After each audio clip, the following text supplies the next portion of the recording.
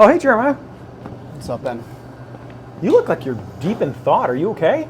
I want bigger muscles, and I don't know who I'm supposed to train like. You got Arnold on one end and Mike Mentzer on the total other end. I think Mike Mentzer is the way to go, though. It's all about intensity. I don't know. I kind of respectfully disagree. I think it's about volume. You know, Arnold Schwarzenegger's volume approach.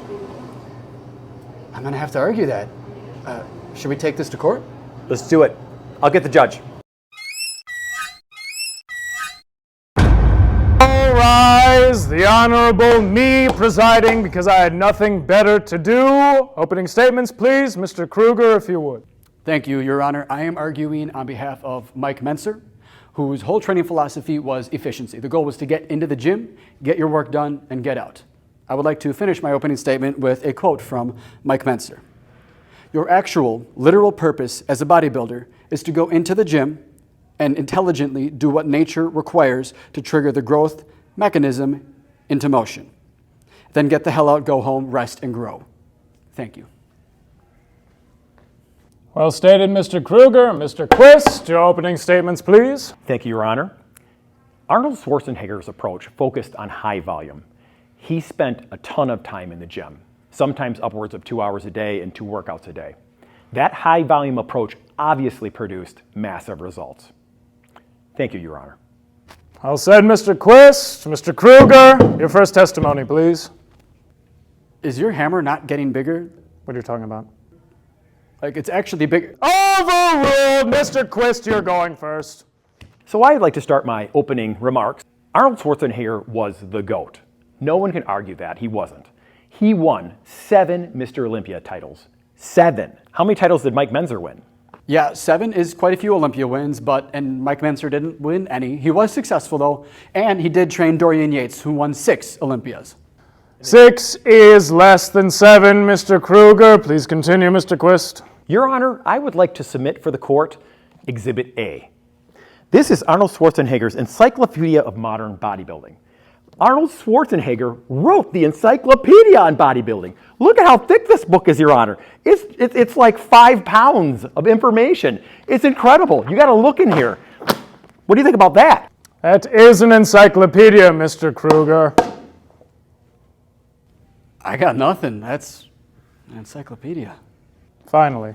In closing, Your Honor, I think I have amply proven that Arnold Schwarzenegger's high-volume approach is far superior to Mike Mentzer's high-intensity approach. Okay, yes, volume is very important when it comes to muscle hypertrophy. But what matters most is the quality of your reps. And I'm talking about those effective reps, the reps most near muscular failure, which means that you need to be training at a high intensity, meaning that intensity is more important than volume. So screw this volume, intensity is what matters. No, it's volume that matters more. No, it's all about intensity. Volume matters more. Intensity. Volume. Intensity. It's volume. Intensity. Order! Order in my court! All right, Rock, settle down. It's a little bit extreme. You asked me to do this, this is what you get. You're not even a judge. You are in contempt of my court! You know it's contempt of court, not content of court, right? Get out!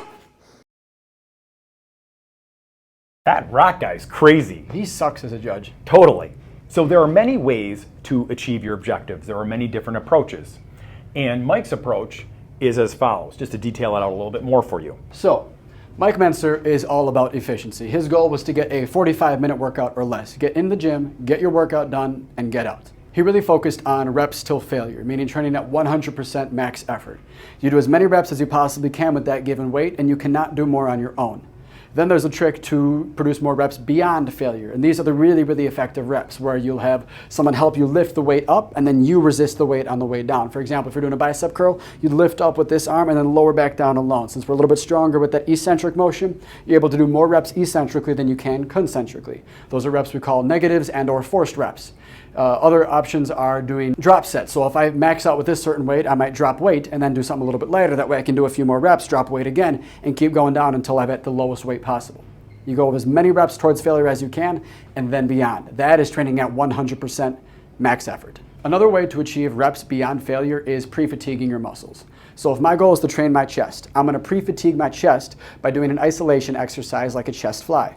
And then immediately following that, with no rest, I'm gonna move into a compound movement where I get other muscles to help me. For example, like a chest press or push-ups, where I get my triceps and my shoulders, where they can do a little bit of the work to get my chest beyond what it would normally do. That being said, one of the most important things you can do with all muscle training is recovery. With Mike Mentzer's method, if you're training at 100%, you're gonna need a lot of rest time before you hit those muscles again.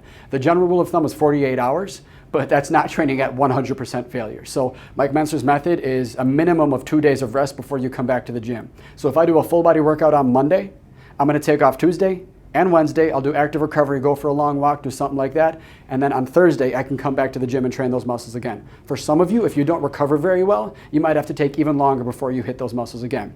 That is an advantage for some people because you only have to hit a few workouts a week to get a lot of the effect of the benefit of the workout. So in contrast with Mike Mentzer's high intensity training, you have Arnold's high volume training. He was all about doing more reps, more sets, and more weight. Mike Mentzer would do the least amount of sets with the most effect, and Arnold would just do a whole lot of sets. For example, he would have 2 workouts a day, one being an hour long in the morning, one being an hour long in the evening, training different muscle groups at each workout, 2 totally different workouts. For that morning workout, he might do chest and back, and he might do 4 exercises of chest with 5 or 6 sets or more of each exercise. So in total, in that single chest and back workout, he might be doing 30 sets of chest and 30 sets of back. He would then also try to train those same muscle groups 3 more times throughout the week. So if he's doing it on Monday, he's probably doing it on Wednesday, and he might do it on Friday or Saturday. And that's another 30 sets for each muscle group. In total, that's 90 sets or more per week per muscle group. That is a whole lot of work. Contrast that with Mike Mentzer, he might do 6 sets a week at most of each muscle group. Very big difference, intensity versus volume. All right, to wrap things up, I think that Jeremiah and I have talked and we agree that Mike Mentzer's approach is more effective for the average person. The main reason being that Arnold's work is all about high volume, doing tons and tons of work. One, it takes up a whole lot of time in your day that a lot of people don't have, but the more important part is that the average person may not be able to recover from these workouts. Not saying you can't, but a lot of people have tried to work out like this while not taking enhancements, and their body is not able to recover with the sheer amount of volume that he's doing. I also like the fact that as a time-pressed adult, Mike Mentzer's approach is just, like you said, it's so much less time in the gym. So if we're gonna do this thing, let's put it in the most efficient format. So Mike's brief, very intense workouts are the ones that I've done for the most of my weightlifting time in the gym, and they've been extremely effective. Another thing about Mike's workouts that is kind of interesting, even in the field of endurance training, you have high volume approach, like if someone's trying to run a marathon and you have people that are sprinters or do HIIT training, for endurance.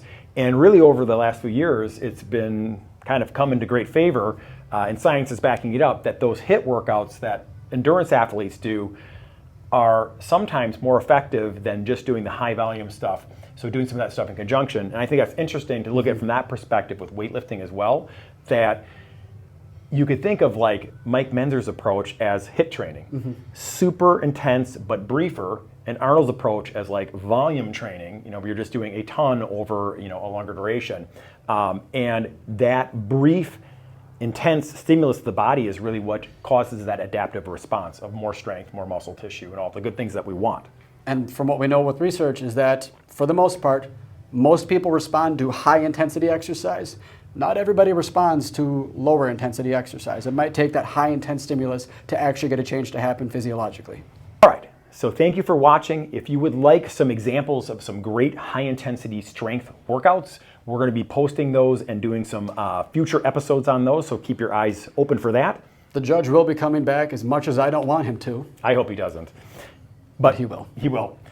Please like our video, please subscribe, please turn on the notifications so you can be notified of our future videos, and we really appreciate your time watching. If you've got friends and family who are interested in working out and they want to know how to work out, this video might help them, or some of our other injury proofing videos might be really beneficial for them. So send this to your family and friends. Thank you guys. Thank you.